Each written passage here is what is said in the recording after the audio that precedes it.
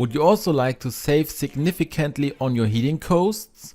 Then watch this video until the end, because here I show you how it works. We will build a tea light stove. For this you need in first step such a coaster in which you have to drill a hole with a 10mm drill bit. I also link you all the utensils I used for this below in the video description. In the next step you need a threaded rod with a 10mm diameter. How long this needs to be depends on how big your pots end up being.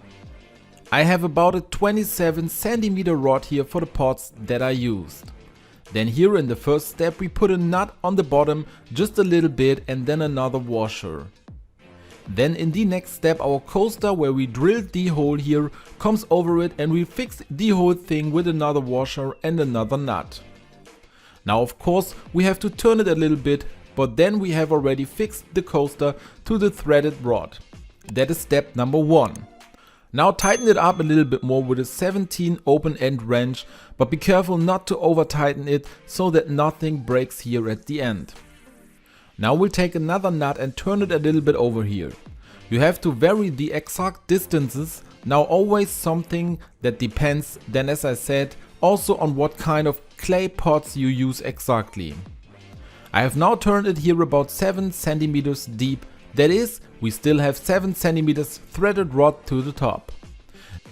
There comes a washer back up and then comes the smaller clay pot.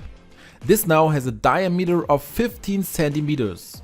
Now we put another washer on top and the next nut, because we want to fix the whole thing here now, so that it is already nice and tight.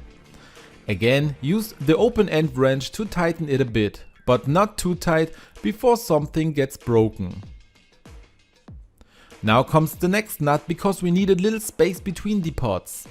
About 2cm should be enough, maybe 2.5. Then follows another washer and then the larger clay pot. I have now taken a 20cm diameter pot as the second clay pot here. This we give on top, over then again a threaded washer, and then I have taken here such a cap nut. But you can also just take a normal nut again. With the cap nut I just think it looks a little nicer. Now we tighten everything again nice and tight, and then our tea light oven is also ready, and right away I'll show you still what results you can achieve with it. We have now taken two different sized clay pots, so that in the space between the warm air can still circulate a little bit, and so the whole thing is just a little warmer at the end and can give off more heat. Now we then have to put below on the coaster only our tea lights. I now have 4 pieces here at this size, and then we light them and wait a little bit, because this tea light oven will now become a really super heat source, and I show you that right now. We'll measure again how warm it really is and how much heat it gives off. As soon as all candles are on, we can already measure and see what value we have here right now. I now have such a measuring device here and hold the whole thing once, and then we can see here we have about 20 degrees Celsius. Now on the outer clay pot. Now we wait a little bit, and after about half an hour to 3/4 of an hour we have already 50 or even up to 52 degrees Celsius. And at the lower clay pot we have even more, because here we have partly already over 60 degrees Celsius. And so you can see this tea light stove gives off a really incredible heat and can also actually act as a heater replacement power.